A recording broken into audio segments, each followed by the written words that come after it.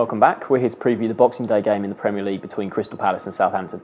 Matt, let's start with Southampton. Obviously, they're on a really poor run of form, 5 defeats in a row, but they got back to winning ways with a big win over Everton last time. Yeah, it was a really important win, wasn't it? Not just in terms of the actual result itself, but to end sort of the confidence around the club was poor, wasn't it? And against Everton, they're probably a challenger for, maybe not for the top 4, is probably better, but certainly for the Europa League, the top 7, top 8, they're going to be in around that. So to win it so comfortably against a rival that's up there and 3-0 as well, it was quite comprehensive. Everton had bits and pieces, didn't they, of Lukaku and Etu, had little bits and bobs, but overall Southampton were the better team. Shane Long, obviously they changed their system. Harrison Reed came into the team, young academy product, was very good in there. James Ward-Prowse as well. We know what he's like from deliveries, he's brilliant. It's just overall, I think it was so much positives. You could just see the sense of relief around the stadium and scored some good goals. Shane Long was good again, good. He's not been too good this season, but he was good in this game, so I think it's really important for them. Obviously, it's such an important win for them because that terrible run they had, they started the season so well. They were right up there with Chelsea at the start of the season, but that obviously took them out of the top 4. Yeah. So to get back to winning ways here, they're now only 2 points off 4th, and there's some huge games coming up as well. I think they've got Chelsea, Arsenal, and Manchester United coming up after this. So if they still do have sort of outside top 4 chances, if they can get maybe the odd win out of those 3 games, because obviously they faltered when they played the big sides earlier this month. Yeah. So to get a win against one of those 3 coming up, that'd be huge for them if they still have realistic top 4 ambitions. Because I think most people thought they would fall off, but then the way it happened, obviously they lost to the big sides, but then to go and lose at Burnley as well like they did, that was disappointing. So this obviously winning against Everton so convincingly like that is a huge confidence boost, and now they have to build on that and try and get a result again in these big games that are coming up. I mean, a lot of people begin season around down as relegation candidates, didn't they? I think you just said to them, you'd be 5th at this stage of the season. They've certainly taken that, and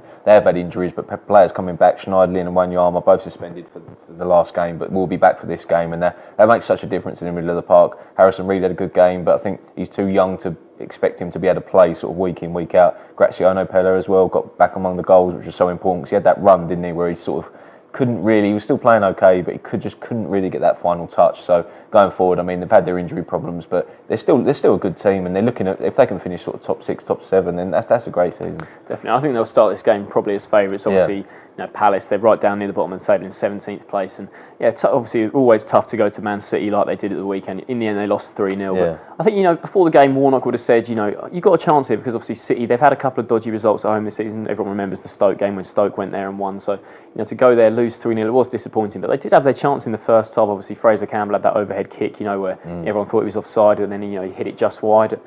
But in the end, they lost out. Obviously, David Silva, the first goal, that was a bit of a blow to them because they played pretty well up to that point. It was a huge deflection that's for that first goal. So a bit unlucky there, and in the end, they sort of lost out 3-0. But I don't think Warnock will be too disheartened. Obviously, going to the Etihad, it's one of the hardest places to go. But this is a tough game for them as well. I think of Palace, I think they play good football, don't they? They've got a lot of Jednak in midfield's a very good player. Balassi, we spoke about him a lot on the sofa.